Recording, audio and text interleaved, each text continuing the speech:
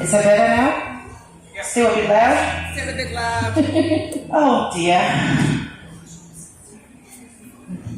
Testing 1, 2, 3. Testing 1, 2, 3. Am I better now? Still loud?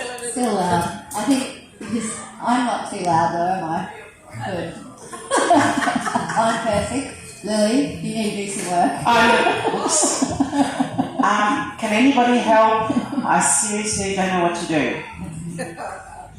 I'm still a bit loud. Welcome to Stringy Park Festival. We've got another few minutes to start our fermentation session with the Fermented Mama. We're doing wild kimchi and we're serving it with a special treat called Pani Puri. So if you've never had the combination before, come and join us in our kitchen and you get to learn how to make the food, you get to taste test it before you go home and start making it. So come and join us on stage, please.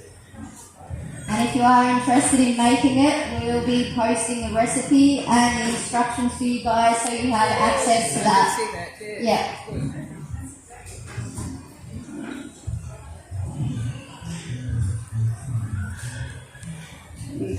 Now, ladies and gentlemen, you're going to be, because you're here first, I'm going to let you know the first 250 people to register with the Net Zero Hero on our left.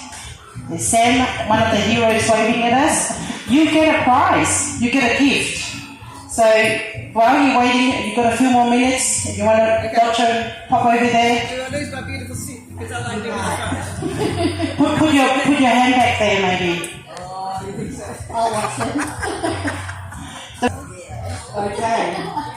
Alright, now that's good. I'm good. I'm just going to test the oil. See what's happening. Alright. We're starting in a couple of minutes. Come and join us. We are fermenting wild kimchi. You get to learn how to make the kimchi yourself. Okay. You get to taste test the kimchi as well. And we're going to stuff it. Oops. My pani puri is happening. Just keep an eye on this little, pani puri, dry pani puris. Because what happens is you pop them in oil and then they will turn into little balls. Oh, they're the ones. They're the little balls, okay? So come on down, everybody. We're gonna start in another minute. Yeah, we're starting in a minute, guys. Come in and grab a seat, and we're going to show you how to make some wild kimchi, and you'll get to eat some wild kimchi and some beautiful pani puri prepared by Lily. Yep. So we're gonna stuff the kimchi in the pani puri, so you've got a beautiful crunch. Yeah, it's a bit of a flavour bomb. A flavour bomb. That's exactly what it is. Okay. All right. Where do you buy those? You can buy them from. I actually get them from the Indian grocers. Right. Okay. Okay. So all you do is all right. Shall we start? Yeah, we'll get started. Hey guys, I'm the Fermented Mama. I've been teaching fermentation for over 5 years now. I'm very passionate about fermentation and passionate about getting other people passionate about fermentation. So I teach all throughout Melbourne, Victoria, rural, city, and obviously I'm from the Dandenong Ranges, which I'm lucky enough to call home. So today I'm going to take you through a really simple and delicious wild kimchi. We're going to be using onion weed instead of spring onions today. These are picked from my garden. And a Napa cabbage, some Korean chili powder. I bought this for convenience today, but it's garlic and chili with a bit of Thai basil. And I like to put pineapple in my kimchi. It gives it a really nice sweet cut through the kimchi. And one thing that I think is really important with ferments, if you bought store-bought ferments and you didn't like them, but you want to incorporate fermented food into your diet, making your own ferments and adding flavours you like will make all the difference. It's much more cost effective. You can use recycled jars. I don't use fermentation crops. They're expensive and they're unnecessary, and I've been fermenting for over 7 years and I still don't have one. I recycle my jars, I stuff my ferments into the jars and I use those as my fermentation crop. So I'm going to start making the kimchi. With kimchi we do use the Chinese cabbage, otherwise known as a Napa cabbage.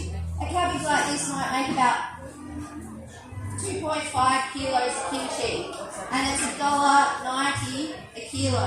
That's actually the way of doing Pardon, The sorry? kimchi jjigae is actually in the way of viewing what you're going to be doing. Oh, okay. I'll just sorry. push it over. Oh, good. Oh, sorry. I'm gonna lift this up. Sorry. Okay, take this away because it's in the way. Thank you. When we're preparing an apple cabbage, it's actually really easy to just cut it down the middle and leave the core on so it holds it together. Split it in half down the middle. Lay it face down. Keep the core on still because it's going to hold it together for us while we cut it. And then I like mine a little bit chunky. The thing with Napa cabbage is it has a high water content. And when you're fermenting any vegetable with a high water content, the lactic acid bacteria will actually penetrate it quicker and make it soggy. I don't like my ferments soggy, so I like to cut it a bit more chunky so it's just got a little bit more of a crisp bite to it. Now, Now what I've done is I've separated this into 4 sections, but this core's holding it in. And then I'm just going to cut it into squares. And it becomes really easy for me to make kimchi. now, Jess, can I just ask for those who are not familiar with fermentation, what is the difference between pickling and fermenting? Yeah, fermentation. So lactofermentation is actually the oldest and more natural form of preservation. Alright, so when we're pickling, we're actually using vinegar and sugar to preserve the vegetables or the fruits. But when we're doing lactofermentation, we're using salt and the vegetable. And in some cases, adding spring water. We don't use tap water in fermentation, just to prevent contaminants, because what we're dealing with is a natural occurring yeast and bacteria that's going to be created with the salt and the vegetable, and that's what's going to preserve it. The one thing to remember, guys, is when you ferment, it is not shelf friendly. Ferments must go in the fridge. They're not like canning where you pickle something, you can it, and it goes into the pantry and it can stay there for a really long time. If you did that with fermentation, you would risk botulinum poisoning and you can die. So, what we do with fermentation is once our ferments are finished fermenting, they must go into the fridge. And then what happens is the temperature of the fridge being cold will slow down the fermentation process, and that will give you a long duration to use up your fermented food. Kimchi, really homemade in the fridge, 6 weeks you want to eat it. It'll be soggy and not very nice after that because it doesn't have any preservatives or anything in it once it's been transferred. If it's homemade, all we're using is salt, the chili flakes, garlic, ginger, and in today's case, onion weed. But if you're uncomfortable with that, you can always sub it for spring onions, okay?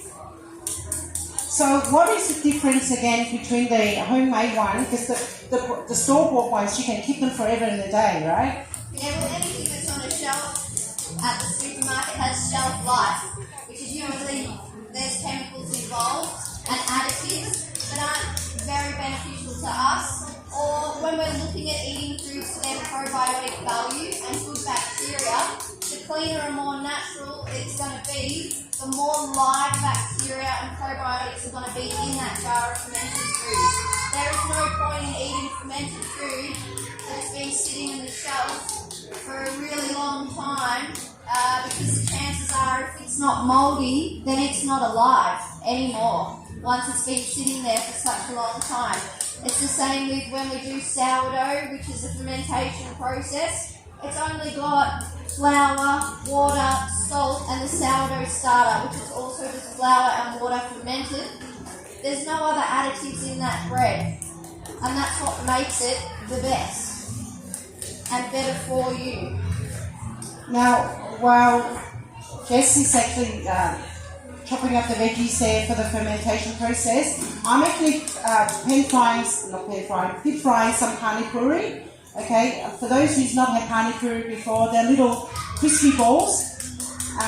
You can buy them from Indian grocers. And what we're going to do is we're going to stuff the kimchis in there. So you're going to have a flavour bomb. Is that what we talked about?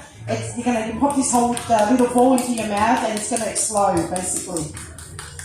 It's beautiful. So to cook the pani puri, all you do is just heat up some oil, pop it in, keep turning it around, and until it's nice and golden, and it's ready.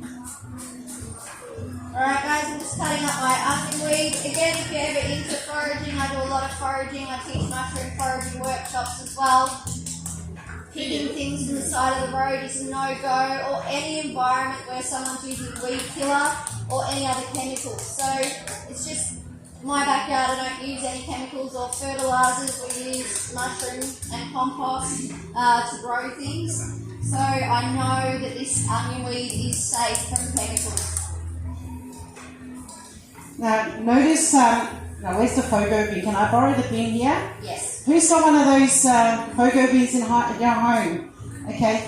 I was just talking to our net zero hero over on the left-hand side there. Did you know that you don't necessarily have to use the bin liners? If you can actually put newspaper in the bin if you like. Just put your scraps and so forth in there and pop it in the bigger bin. With the bigger bin as well, Sam was saying that you can put newspaper in there, grass clippings in there, just to keep it all kind of breathing, I think, the breathing process. So, It's silly that they organise the liners. I thought that was silly. yeah, but I don't give anything away. Everything goes into my garden, so I don't even use the bin. No, but it's silly that they provided the liners. Alright guys, I'm going to add the salt into the kimchi. Salt, whether you like it or not, it has to be uniodized salt. When we're fermenting, iodine interferes with the fermentation process. Himalayan rock salt, $2.50 a bag from Woolies. It's high in mineral content. You can use it as make mouthwash with it, eye rinses when you get infections, and you can gargle it when you've got a sore throat. It's a handy little thing to have in the house, or you can bath in it if you have eczema and other skin irritations. Is that the one you This use? is the one we use. You use the pink salt? Now, with the salt and fermentation, you must follow the recipe. You can't remove salt. The salt is what is protecting your ferment from contamination and bad bacteria. Okay, so when the salt is tossed through the vegetable, it's actually essentially starting to sterilise the environment to create a very clean environment for the good bacteria to start to generate, and the lactic acid bacteria. It will protect your ferment. If you were to put the incorrect amount of salt and take it out of the recipes that you use for fermentation, you can risk mould. Generally you will get, and mould on ferment, it's done. You throw it out. Because what that means is that the good bacteria soldiers have been taken over by the bad guys. Alright? And once that's happened, you don't really know what's going on in there, but you know it's not right. So when in doubt, throw it out. The best thing about this kimchi recipe, it's a 4-day ferment. Not a lot can go wrong in 4 days, guys, which is why I teach it in these presentations. It's delicious, it's easy, and it's good entry-level ferment. So I'm going to add 2 tablespoons of salt into my Napa cabbage. If you ever want to adjust fermentation recipes, I personally only adjust flavours. But if you wanted to double and triple, you can obviously double and triple the recipe, or online, there's what's called a salt calculator for making brine for ferments. So you would put in the weight that you want to ferment of the vegetable, and it will tell you the percentage that you need to reach to have a safe